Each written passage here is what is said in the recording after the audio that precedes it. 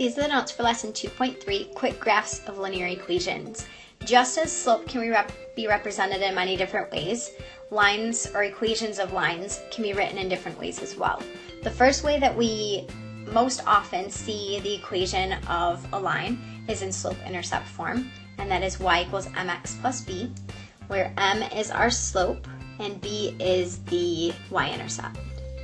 When we are graphing, the y-intercept is always what we graph first. So think of b as the beginning. Again, that's where you are going to graph first. The second form that we usually see line equations in is standard form, and that is the form ax plus by equals c, where a, b, and c are all real numbers. The special thing that you need to know about standard form is that our a value is always positive. So if you are asked to write an equation in standard form, you always need to make sure that your a value is positive. So for example, if we have negative 2x plus 3y equals 9, in order to make our x value positive, we need to multiply the whole equation by a negative or switch the signs of everything. So instead of a negative 2x, we'll have a positive 2x, a negative 3y, and a negative 9. So this is what that equation would look like in standard form. Now before we start looking at graphs of lines or graphing lines from equations, there are a couple of special points that we want to talk about, and we've already talked about these, but we're going to bring them up again because they're very important. So the x-intercept, which is the point where the graph crosses the x-axis, and the y value is 0. For the y-intercept, it's the point where the graph crosses the y-axis, and the x value is 0. And we looked at graphs like this before. Remember, our x-intercepts are on the x-axis, and the y-intercepts are on the x-axis. Horizontal lines are special types of lines that, again, we talked about in the last section a little bit. Horizontal lines, we know, have a slope of 0, and they will be written in the form y equals k, where k is any constant.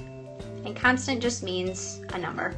Vertical lines, or lines with an undefined slope, are written as x equals any number, or x equals k.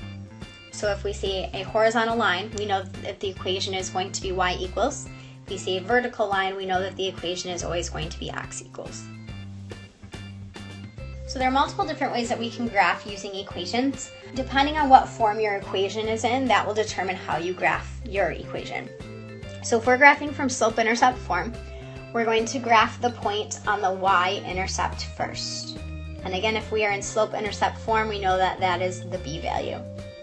From the y-intercept, if we are at that point, we are going to use the slope to find the next point on the graph. Once we have 2 points, we can connect them and extend the line and add your arrows. The second form you'll see equations in is standard form. Now there's a couple different ways that we can graph from standard form.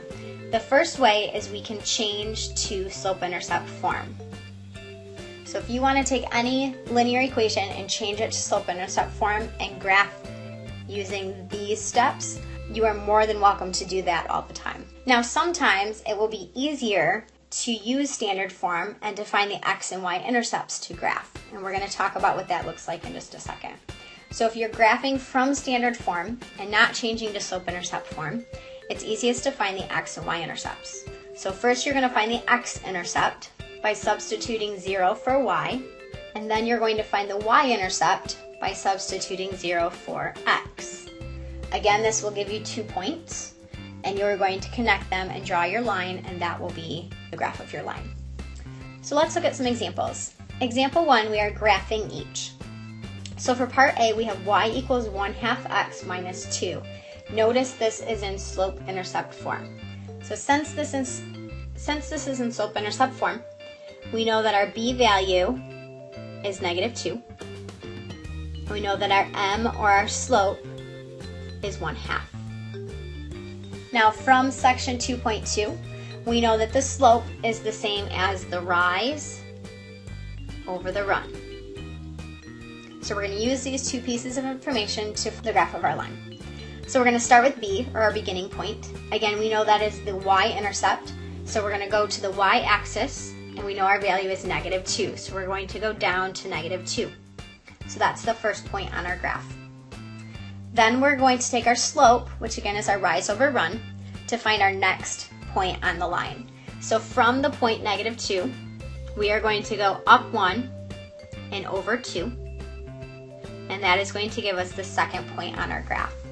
Now it helps to do multiple points on the graph, so we're going to go up 1 and over 2 again, and we can also go down 1 to the left 2. And this will give us multiple different points on our line, which helps in drawing the line and also seeing where the line should be. So that is the graph of the line y equals 1/2 x minus 2. Like we talked about before, regardless of what 2 points you pick, your slope should be up 1 and over 2. And again, our y-intercept, or where the line crosses the y-axis, is -2. Now our second equation, you may notice, is in standard form. And the way we recognize standard form is if the x's and the y's are all on one side of the equal sign together, and all of your constants are on the right-hand side. So again, this is in standard form. As we talked about before, there's two different ways that we can graph from standard form. The first is by changing the equation into slope-intercept form. So I'm going to rewrite the equation down here. Again, we're solving for y. We want to get y by itself. So I'm going to subtract 3x from both sides. That gives me -4y equals -3x plus 12. Then I'm going to divide by -4 again to get y by itself. So my final equation is y equals a negative divided by negative is a positive, and we're going to keep the slope as a fraction. So 3/4 x minus, because 12 divided by -4 is a -3. So then we're going to graph this just like we did the previous example. We're going to start with our y-intercept, or -3. So we're going to start at the origin. We're going to go down 3 and plot our first point. From there, our slope tells us to go up 3 and over 4. So up 3 to the right 4. And then I'm going to connect the dots. So again, from standard form, we can change to slope-intercept form and graph our line that way. The other way that we can graph in standard form is finding our intercepts. So for finding our intercepts, remember we first want to find the x-intercept by substituting 0 for y. So if we look at our equation, if we plug in 0 for y, we get 3x minus 4 times 0 equals 12. We know that 4 times 0 is 0, so we just have 3x equals 12. To solve for x, we divide by 3, so x equals 4. So again, this is our x-intercept. Then we need to do the same with the y-intercept. So to find our y-intercept, we make x equals 0. So 3 times 0 minus 4y equals 12. 3 times 0 is 0, so we're just left with -4y equals 12. Need to divide by -4 to get y by itself, and y equals -3. So now we have our x-intercepts and our y-intercepts. Now I left the graph on here for a reason, because if we graph using the x and y-intercepts, you'll notice it's the same exact line as when we changed it to slope-intercept form. X-intercept is 4, so on our x-axis we put a point at 4. Our y-intercept is -3, so on the y-axis we put -3, and we connect our dots, and that is our line. So again, in standard form, we can either change to slope-intercept form, or we can find our x and y-intercepts. Now sometimes your x and y-intercepts are not going to be nice numbers like we have here, 4 and -3, they may be fractions. So in that case, it's going to be easier to change to slope-intercept form.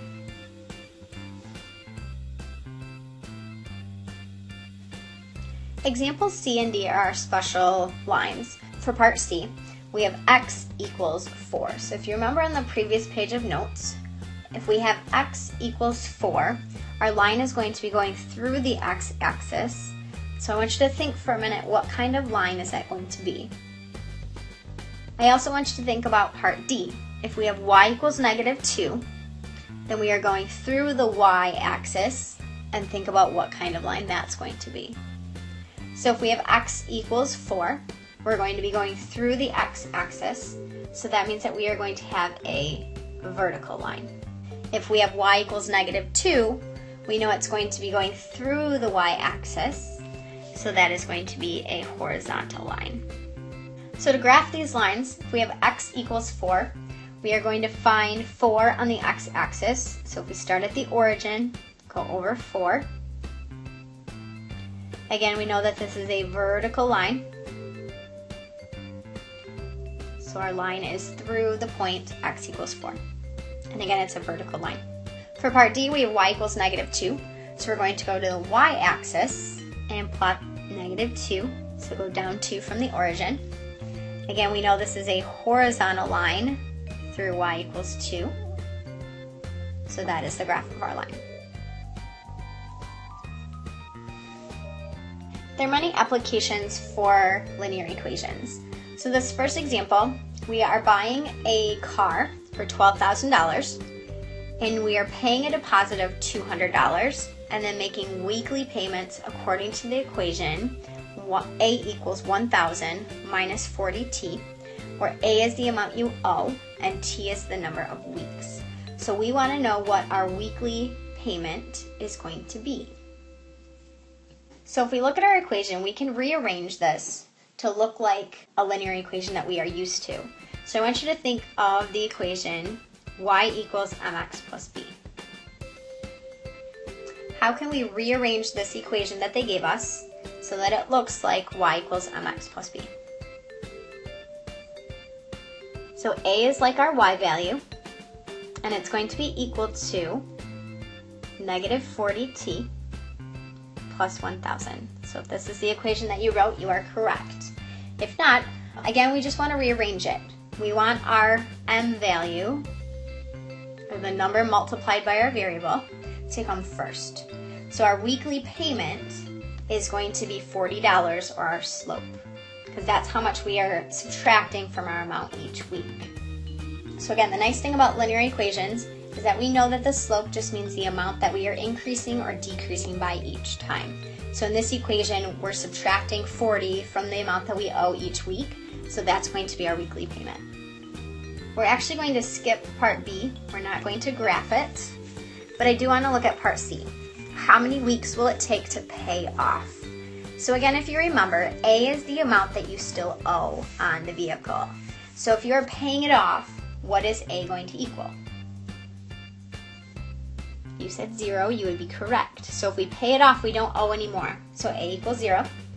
So 0 equals 1,000 minus 40t. Or if you have it in the other order, that works as well. So we just want to solve for t, and that will tell us the amount of time that it's going to take us to pay off. So we're going to subtract 1,000 from both sides. So -1,000 equals -40t. To get t by itself, we are going to divide by -40. So t is going to equal 25. Now remember, t is the number of weeks, so this is 25 weeks. So it's going to take us 25 weeks to pay off this car if we are paying weekly payments. The second example, students are selling tickets to a school play. The goal is to raise $600. Tickets are $4 for adults and $3 for students. How many of each ticket could be sold to reach our goal? So again, let's write down the information that we know. We know that our goal is $600. We know that tickets are $4 for adults and $3 for students. Now the other thing that we need to know is how many tickets we are selling of each. Do we know how many adult tickets? No. So let's call that A. Okay. Do we know how many student tickets we're selling? No. So again, we need a variable for that. So let's do S.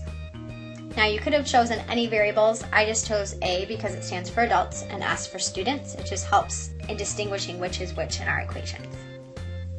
So to set up our equation, we want to start with our goal. We know that our equation is going to be equal to $600 because that is our goal. Now if every adult ticket is $4 and we are selling A of those, $4 per ticket, remember that means multiplication, So this is going to be 4 times A, or $4 times the number of adult tickets. And then the same with students.